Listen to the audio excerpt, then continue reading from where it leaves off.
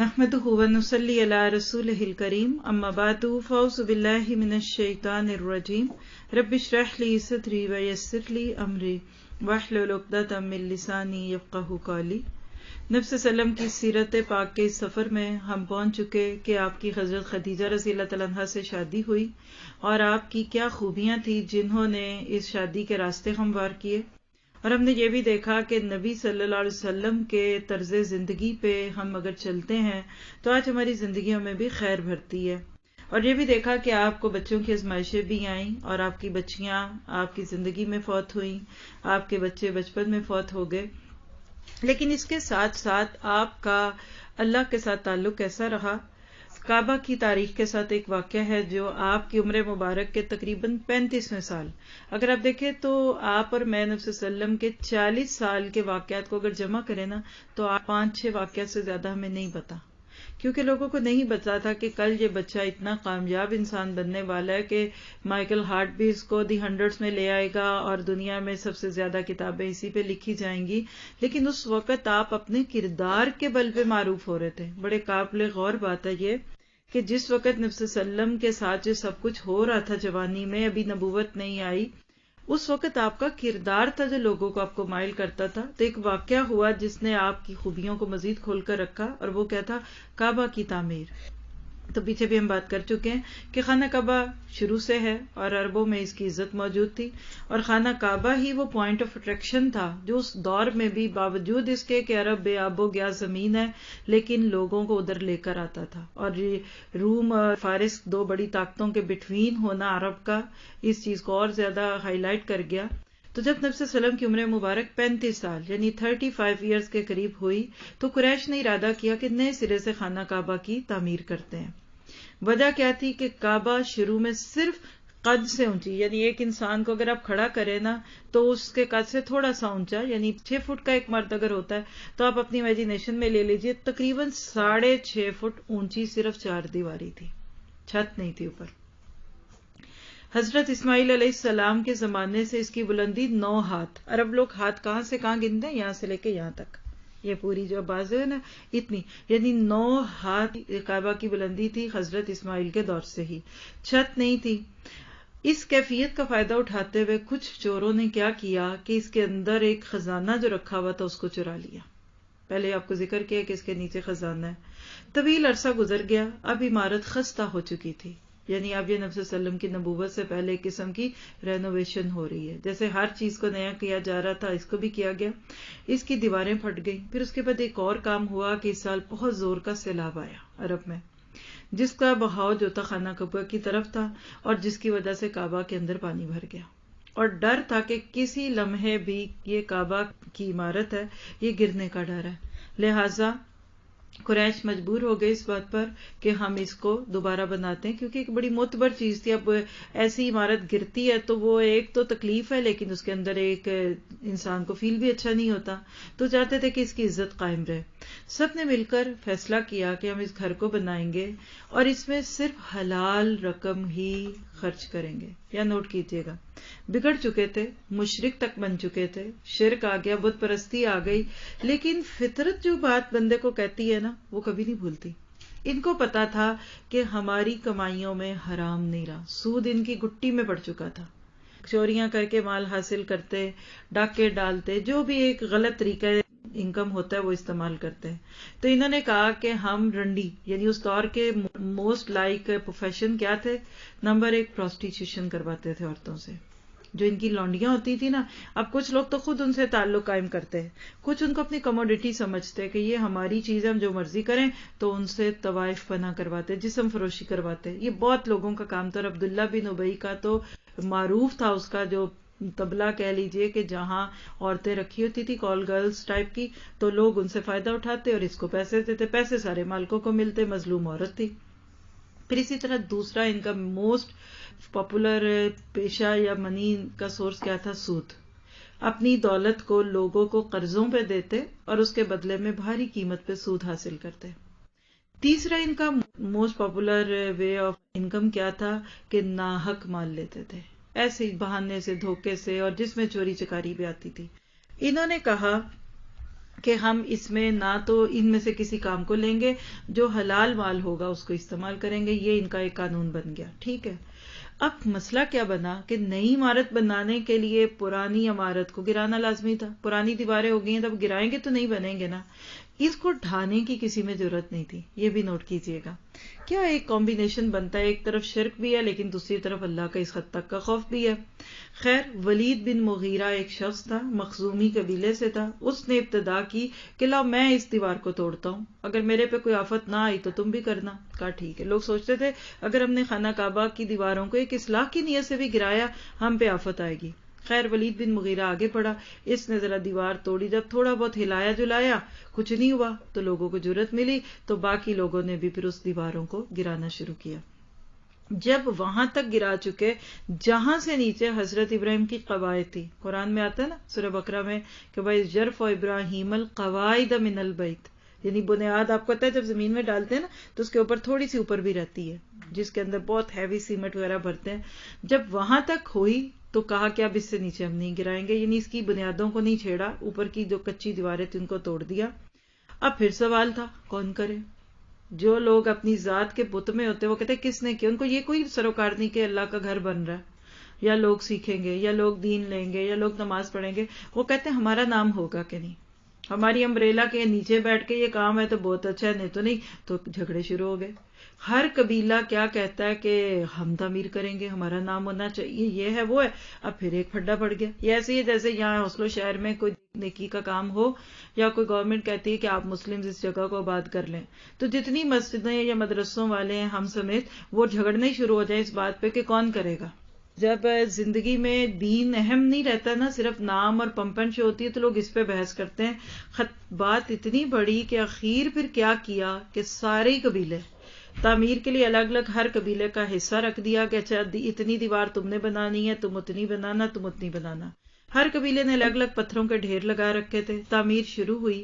باقوم نام تھا اس شخص کا جو معمار بنا. معمار کیا ہوتا ہے؟ جس نے اس کو بلڈر کہہ لیجئے، یعنی اللہ کے نبی کی نبوت کے ملنے سے پہلے جب یہ ساری رینوویشن ہوئی تو باقوم نام کا ایک شخص تھا جو روم سے آیا تھا. آج بھی دیکھیے کہ زیادہ extensions more like western country سے کرائی جاتی ہیں، تو اس کو بلایا گیا.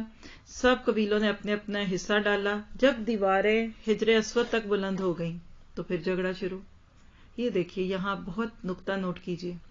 جب دین داروں میں دین کی روح نہیں رہتی نا تو اچھے کاموں میں بھی جھگڑے ہی ہوتے ہیں. نیکیوں کے کام کے کرنے کے دوران بھی لوگ اپنے آپ کو مشکل میں ڈال دیتے ہیں. یہی ہوا. اب جب حجر اسود کی ایک بڑی شان تھی، چلو بھئی دیوار تو آدھی تم نے بنائی، آدھی ہم نے بنا دی، اس نے بنا دی، لیکن حجر اسود کون رکھے؟ ہر قبیلہ کہتا تھا ہم رکھیں گے، یہ شان ہے بہت بڑی، ہمارا نام لگے جی کس قبیلے نے رکھا. حالانکہ اللہ کے بندے سے فرق کیا پڑتا ہے. لیکن جھگڑا اتنا بڑا 4-5 دن تک جھگڑا چلتا رہا. کوئی قبیلہ ہار ماننے کو تیار نہیں. اتنی شدت اختیار ہوئی کہ ڈر کیا تھا کہ اس جگہ پہ خون خرابہ شروع ہو جائے گا. اتنے میں اللہ تعالیٰ نے ایک شخص کو مقرر کیا، اس کا نام تھا ابو امیہ، مخزوم قبیلے سے تھا. اس نے ایک ان کو حل بتایا. کہنے لگا کہ ہم فیصلہ اس شخص سے کروائیں گے جو کل مسجد حرام کے دروازے سے سب سے پہلے داخل ہوگا. صبح اٹھ کے جو سب سے پہلے حرم میں داخل ہوگا نا، ہم اس شخص کو حکم بنا لیں گے، 3rd پرسن بنائیں گے، وہ جو کہے گا وہی کریں گے. اللہ کا کرنا دیکھیے. ابھی وہ محمد رسول اللہ نہیں ہے، ابھی وہ محمد بن عبداللہ ہی ہیں، لیکن اگلے دن سب سے پہلے نبی صلی اللہ علیہ وسلم آئے. اس دروازے سے گزرے. جب لوگوں نے آپ کا دیکھا اونچی آواز سے بولے ھذا الامین رضیناہ ھذا محمد صلی اللہ علیہ وسلم. کہنے لگے یہ اس امت کے امین ہیں، ہم ان پہ راضی ہیں، اب یہ جو کہیں گے ہم وہی کریں گے. نبی صلی اللہ علیہ وسلم کو کچھ نہیں پتا یہ کیا ہو رہا ہے. یہ نہیں تھا کہ اللہ کے نبی طاق میں تھے کہ چکل میں چلتا ہوں. دیکھیے جن میں خوبی ہوتی ہے نا منزلیں ان کو خود ہی بلا لیتی ہیں، اور جن میں خوبیاں نہیں ہوتی وہ خود بخود ہی رستوں سے ہٹتے جاتے ہیں. یہ فطرت کا اصول ہے. آپ کے جسم میں جو سیل کام نہیں کرتے اخیر آہستہ آہستہ جسم ان کو نکال کے پھینک دیتا ہے. نبی صلی اللہ علیہ وسلم نے پوچھا بھی معاملہ کیا ہے، اتنا شور کیوں مچا رہے ہو؟ کہنے لگے بھئی یہ معاملہ ہے اور کل جو بات ہوئی تھی اس کے مطابق اب آپ فیصلہ کریں کہ حجر اسود کون لگائے گا. اب آپ دیکھیے انٹیلیجنٹ پرسن جو ہوتے ہیں نا، کہتے ہیں کہ عقل مندی کے ساتھ جینے والے بڑے بڑے فیصلے چند منٹوں میں کر لیتے ہیں. جس پہ لوگ 4-5 دن سے لڑ رہے تھے، اللہ کے نبی نے کہا یہ تو کوئی مسئلہ ہی نہیں ہے، کیا کرو؟ کہا ایک چادر لے کر آؤ. سارے چادر لے آئے. کہا اب حجر اسود جو وہاں سے نکلا اس کو اس چادر کے بیچ میں رکھ دیا. پھر آپ نے کہا سارے قبیلوں والے بلاؤ، تم سب اس چادر کے کونے پکڑ لو. اب حجر اسود تو اتنا سا ہے نا، وہ سارے کیسے پکڑیں گے؟ وہ تو ایک دو پکڑے گا، اور وہ اتنے قبیلے تھے کہ وہ کہنا چاہیے کہ جس کی لاٹھی اس کی بھینس، تو وہ پھر جھگڑا ہوتا. آپ نے اس کو چادر میں رکھا اور سب کو کہا اس کو چاروں طرف سے پکڑو. اس طرح سارے خوش ہو گئے کہ کونا تو ہم نے بھی پکڑا ہے. وہ کہتے ہیں انگلی کٹا کے شہیدوں میں نام لگانا. سب سے کہا کہ چلو لے جاؤ. جب وہ اپنی جگہ پہ پہنچ گئی تو آپ نے اپنے دستے مبارک سے حجر اسود کو وہاں مقرر کیا. تو یہ جو لگا ہوا اس وقت یہ نبی صلی اللہ علیہ وسلم کے ہاتھ سے لگا ہوا ہے. بڑی معقول بات تھی، ساری قوم بڑی خوش ہو گئی. اب یہ تو مسئلہ حل ہوا. اب ایک تیسرا ایشو اٹھ گیا خانہ کعبہ کی تعمیر کے دوران. شروع میں کہا تھا جی حلال مال لگائیں گے، سود کی انکم اس میں نہیں لگے گی، پروسٹیٹیوشن کا مال اس میں نہیں لگے گا، باطل طریقوں سے مال کمایا ہوا لگے گا نہیں. مال ختم ہو گیا. آپ امیجن کریں صرف ایک کمرہ ہے، آپ جو گئے ہیں دیکھا ہے کتنا کو بڑا ہو گیا. ہمارا یہ ہال اس سے بہت بڑا ہے. میرا حال ہے یہ جو اتنا ہال ہے اس سے بھی وہ پرلا حصہ رکھے تو بس اتنا سا خانہ کعبہ ہے. اس قوم کی اکنامیکل سچویشن دیکھیے کہ سارے قبیلے مل کے خوشی سے لگائیں گے، کیونکہ ایسے کاموں میں تو لوگ بڑا حصہ ڈالتے ہیں، جی چندہ ڈال دے، مسجد میں کارپیٹ ڈال دے، یہ کرے، اس میں تو لوگوں کو اچھا لگتا ہے. لیکن حلال پیسے ہی ختم ہو گئے. پوری قوم کے پاس اتنے پیسے نہیں تھے کہ ایک کمرہ حلال کی کمائی سے تعمیر کر لیں. آپ نوٹ کیجئے، یہ حالات ہوتے ہیں جب نبی آتے ہیں، اور یہ حالات ہوتے ہیں جب نبی کی امتوں کو ہوش میں آ جانا چاہیے کہ ہمارے بھی کندھوں پہ کچھ ذمہ داری ہیں. کریں کیا؟ اب اس کے کچھ حل ڈھونڈے. ایک تو یہ تھا کہ حرام مال لگا لیں. اتنی ضرورت نہیں تھی کہ نہیں جی ہم حرام کے مال سے ڈونیشنز کریں، کوئی بات نہیں، کماؤ حرام سے، چندے دے دو تو بعد میں کہیں گے لوگ مسجدوں کو نہیں دیتے. اتنی ضرورت نہیں تھی اس مسلمان میں بھی. آج کچھ میں ہے، کہتے ہیں کوئی بات نہیں، اگر ہم کمائیں گے نہیں تو مسجدیں کون چلائے گا؟ تو اللہ خود چلا لے گا، مجھ سے آپ سے تو نہیں پوچھا جائے گا مسجد کے بارے میں. خیر کریں کیا؟ کہنے لگے کہ شمال کی طرف سے کعبہ کی جو لمبائی ہے اس کو 6 ہاتھ کم کر دیں. ایک یہ فیصلہ ہوا کہ اس کی لمبائی، دیواروں کی لمبائی اس کو کم کر دیں. یہی ٹکڑا آج حتیم کہلاتا ہے. اگر آپ نے دیکھا کہ خانہ کعبہ جو اصل میں تھا نا، جس شکل میں تھا، اگر آپ اس کو دیکھیں، جن لوگوں نے بھی دیکھا ہوا ان کو تو پتا ہے. چلے ہم اس کو لے لیتے ہیں، یہ چکور ہے نا. اصل میں خانہ کعبہ ایسے تھا، اوول تھا، چکور، اور ادھر سے گلائی تھی.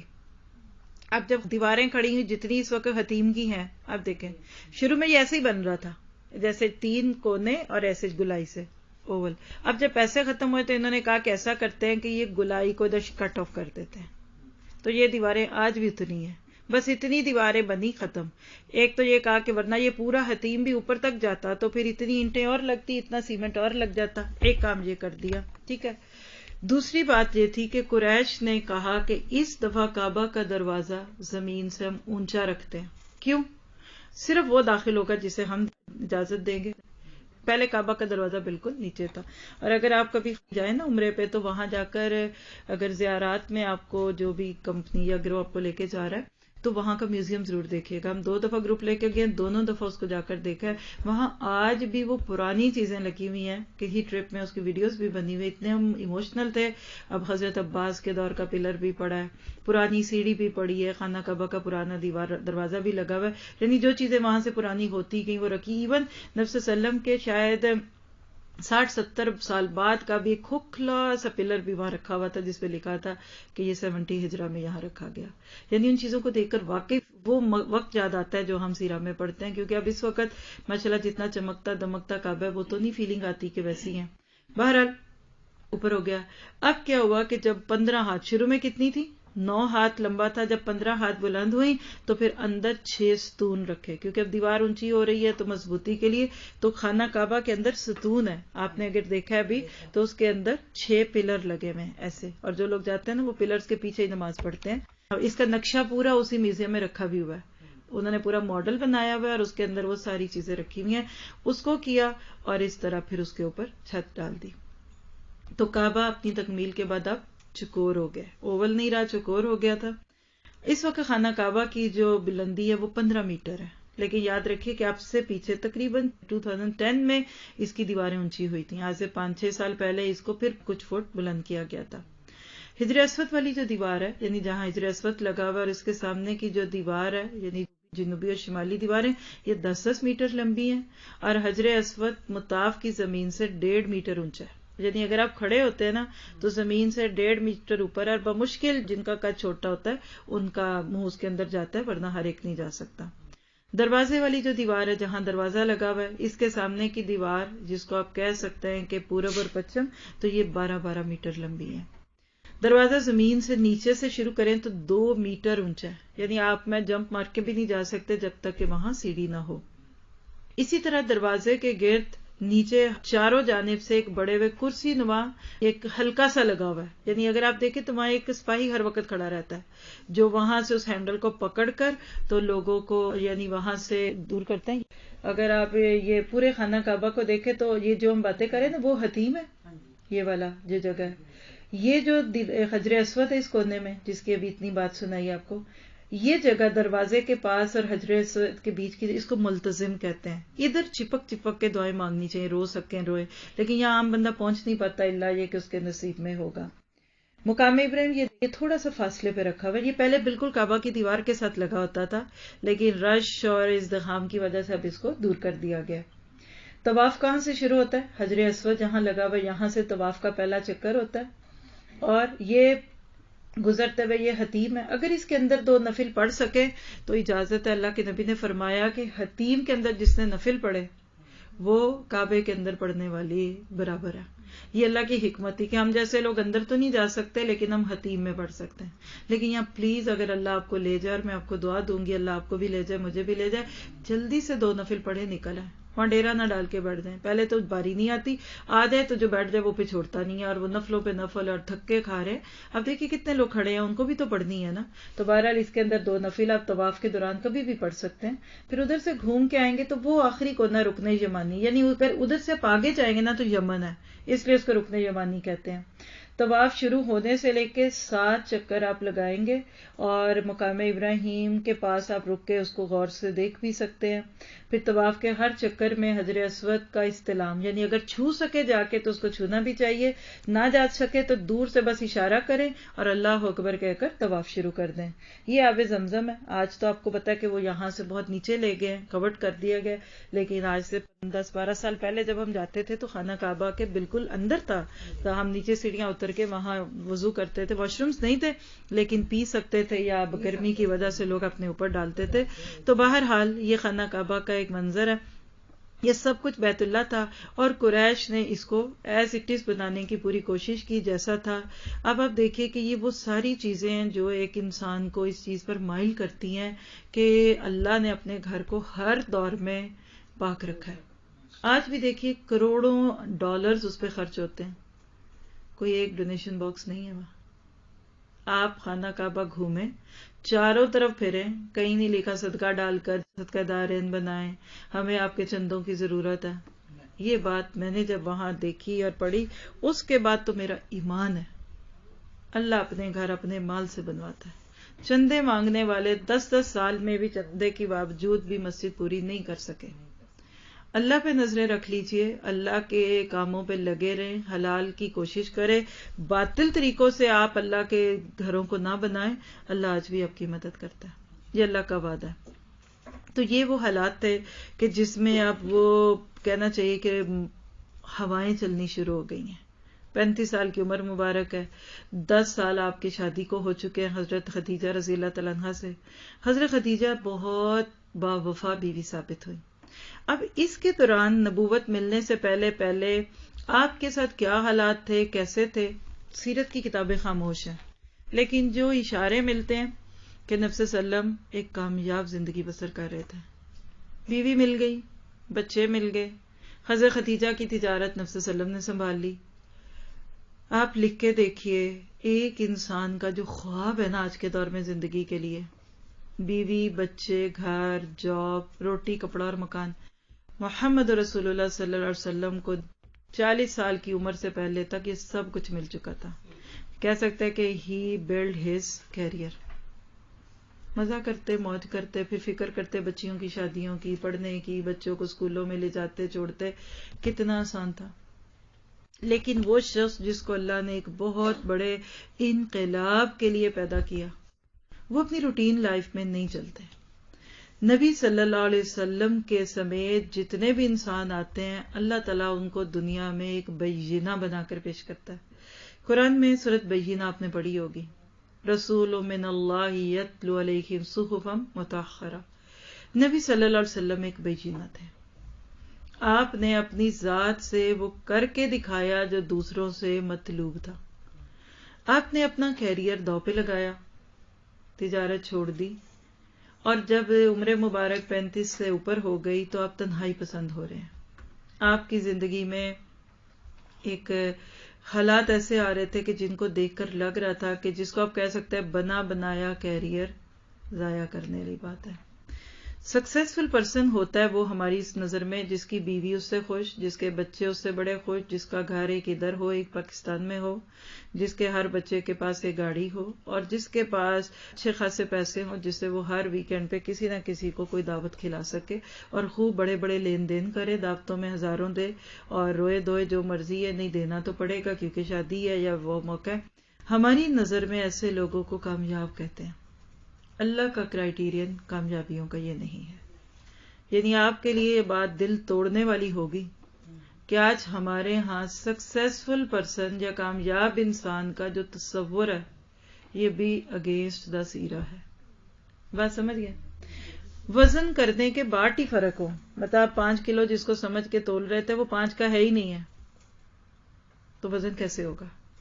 آج امت مسلمہ کا پرابلم کیا ہے کہ اللہ کے نبی کی کامیابی کا جو معیار تھا آج ہمارا وہ معیار ہی نہیں رہا. ہمارا تو کرائیٹیرین نہیں ملتا. اور یاد رکھیے گا ایک بات کہ دنیا میں بڑے بڑے مشہور انسان گزرے ہیں، لوگوں نے ان کو ہاتھوں ہاتھ لیا. نیوٹن کی تعریفیں، ایڈیسن کی تعریفیں، کتابیں پڑھی ہوں گی آپ نے، لیکن ایک اللہ کی سنت یاد رکھیے کہ انبیاء کرام اپنی ذات کے اعتبار سے بہترین خوبیاں رکھتے تھے. اگر ہم نبی صلی اللہ علیہ وسلم کا ایک اسکیچ، انشاءاللہ اللہ نے چاہا کل آپ کے ہاتھ میں بک ہوگی اور ہم اس بک کا وہ چیپٹر آپ کے سامنے پڑھیں گے کہ اللہ کے نبی میں خوبیاں کیا تھی، آپ کو اپنی آنکھوں سے پڑھ کر یقین آ جائے گا.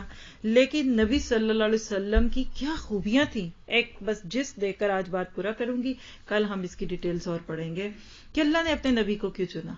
تو پہلی بات ہے کہ اللہ کے نبی کا وجود تمام خوبیوں اور کمالات کا مجموعہ تھا، جس کو آپ کہنا چاہیے کہ فزیکلی بھی، اور اس کی ڈیٹیل ساری ہم نیکسٹ سیشن میں بہت تفصیل آپ خود پڑھیں گے، میں پڑھوں گی آپ سنیں گے اور آپ دیکھیں گے بھی انشاءاللہ ساتھ.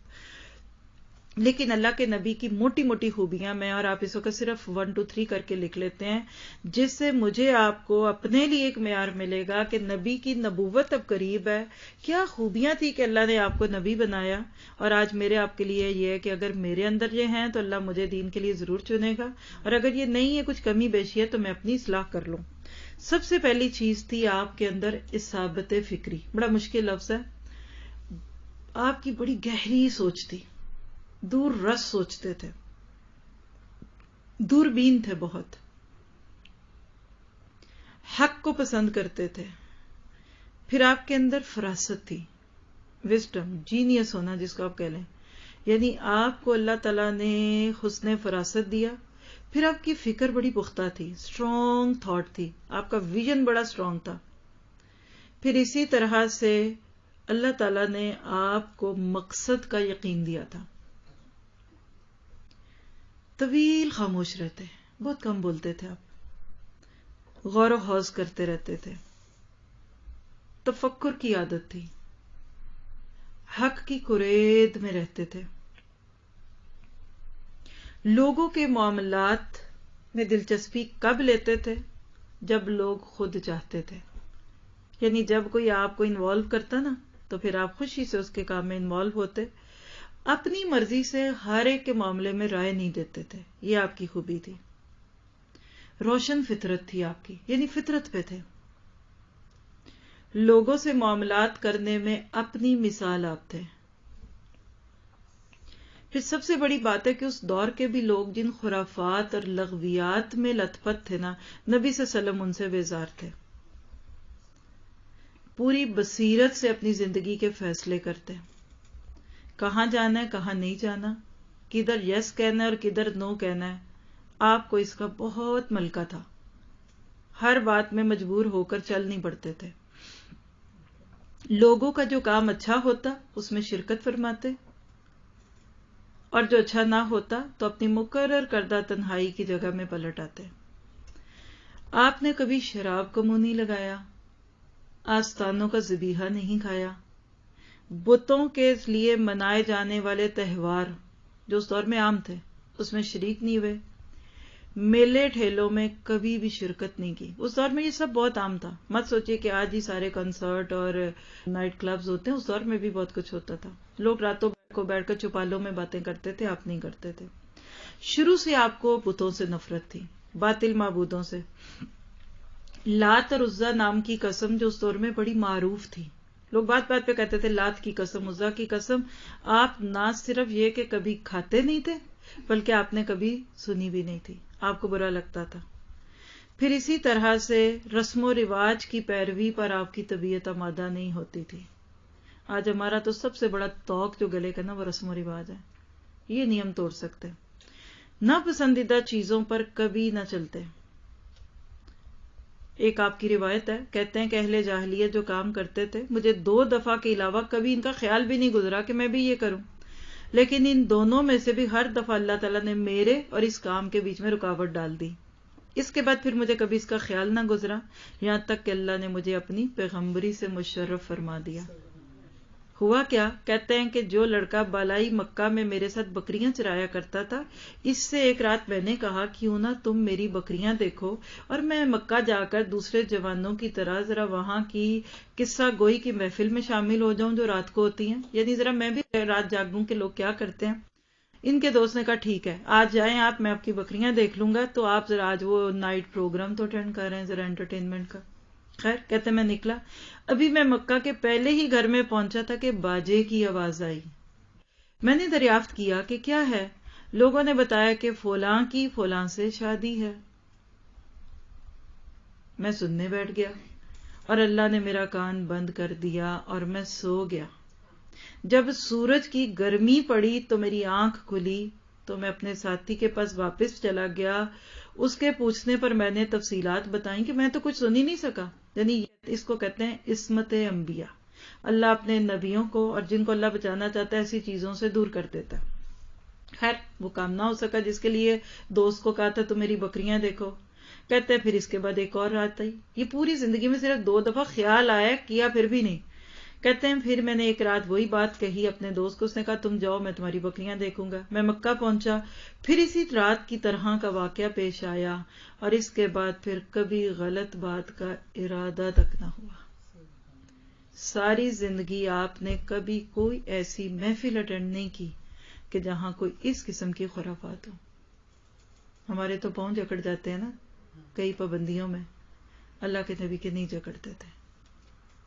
شرم و حیا آپ کے اندر اتنی تھی، بخاری کی روایت ہے جابر بن عبداللہ سے کہ جب کعبہ تعمیر کیا گیا تو اللہ کے نبی بھی ساتھ پتھر ڈھو رہے تھے اپنے چچا عباس کے ساتھ۔ عباس نے کہا ذرا اپنا تہبند تو اپنے کندھے پہ رکھ لو، کیونکہ وہ کپڑا بار بار رکاوٹ بھی بن رہا تھا اور کپڑوں کی ضرورت بھی تھی پتھروں کو اٹھانے کے لیے۔ کہتے ہیں کہ پتھر سے حفاظت رہے گی، لیکن چچا نے، جس اس دور میں عام رواج تھا کہ لوگ اپنی چادریں دوسروں کے سامنے کھولتے کچھ، چچا نے اللہ کے نبی کی چادر کھینچی۔ کیا عمر ہوگی اس وقت، نوٹ کر لیں آپ۔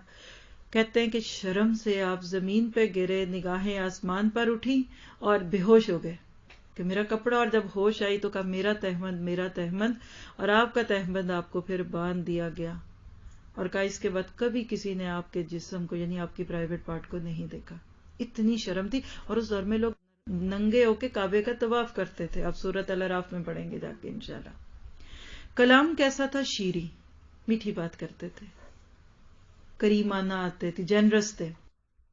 دیکھیں خوبیاں ہوتی ہیں، بامروت تھے، منہ پھٹ نہیں تھے، سب سے خوش اخلاق اور سب سے معزز ہمسائے تھے، سب سے بڑھ کر دور اندیش اور سب سے زیادہ سچے راست گو، سب سے نرم پہلو، سب سے زیادہ پاک نفس، خیر میں سب سے زیادہ کریم، سب سے نیک عمل، سب سے بڑھ کر پابند عہد اور سب سے بڑے امانت دار تھے، حتیٰ کہ آپ کی قوم نے آپ کا نام امین ہی رکھ دیا کیونکہ آپ واقعی امین تھے۔ اور حضرت خدیجہ جو آپ کی بیوی تھی آپ کے بارے میں کہتی ہیں کہ آپ درماندوں کا بوجھ اٹھاتے ہیں، تہی دستوں کا بندوبست کرتے ہیں، مہمانوں کی میزبانی کرتے ہیں، اور حق کی راستے میں جو مصیبتیں آتی ہیں اس میں آپ جم جاتے ہیں۔ یہ تھے میرے آپ کے نبی، اور اس سے بہت کچھ زیادہ بھی ہم نہیں جانتے آپ کے بارے میں، جو آگے انشاءاللہ نیکسٹ سیشنز میں ہم جانیں گے۔ تو یاد رکھیے، کردار پیدا کرنے کی ضرورت ہے۔ آج میں نے آپ نے پڑھ لیا، ہم جھوم رہے ہیں، ہم رو رہے ہیں، ہم نبی سے محبت تو رکھتے ہیں، لیکن آج ہم ایسی امت کیوں نہیں بن پاتے، یہ سوال ہے۔ اللہ تعالیٰ مجھے آپ کو توفیق دے کہ اپنے نبی کے اسوہ حسنہ پہ چلیں، اور جب ہم ویسے بن جائیں گے تو پوری دنیا آپ کی ہے۔ جب آپ کے اندر صداقت کے لیے مر مٹنے کی تڑپ پیدا ہو جاتی ہے، سبق پڑھ پھر صداقت کا، امانت کا، شجاعت کا، اور پتہ نہیں کہ لیا جائے گا کام تجھ سے دنیا کی امامت کا۔ اب میرے آپ کے اختیار میں کہ ہم امام بن کے جینا چاہتے ہیں یا مقتدی، ورلڈ لیڈر بن کے لوگوں کو اپنے اشاروں پہ نچانا ہے، یا ہم دو لوگوں کے ہاتھوں میں کٹ پتلی بن کے بیٹھے ہیں کہ وہ ٹانگیں کاٹ دیں کپڑوں کی تو ٹانگیں کٹ جائیں، بازو اتار دیں تو بازو اتر جائیں، اور ہینڈز اپ کر دیں تو ہینڈز اپ، اور فلاں اپس تو اپس۔ تو ہم اگر جو کر رہے ہیں وہ کرنا ہے تو پھر ہمیں اگلے سیشنز پڑھنے کی ضرورت نہیں ہے، نہ سننے کی، کیونکہ اب اس سے اگلے سفر میں نبی کو ہم نے انشاءاللہ مزید ڈیپتھ سے جاننا ہے۔ اللہ تعالیٰ آپ کے میرے لیے برکت دے۔ سبحانک اللہم و بحمدک، اشہد ان لا الہ الا انت، استغفرک و اتوب الیک۔ السلام علیکم و رحمۃ اللہ وبرکاتہ۔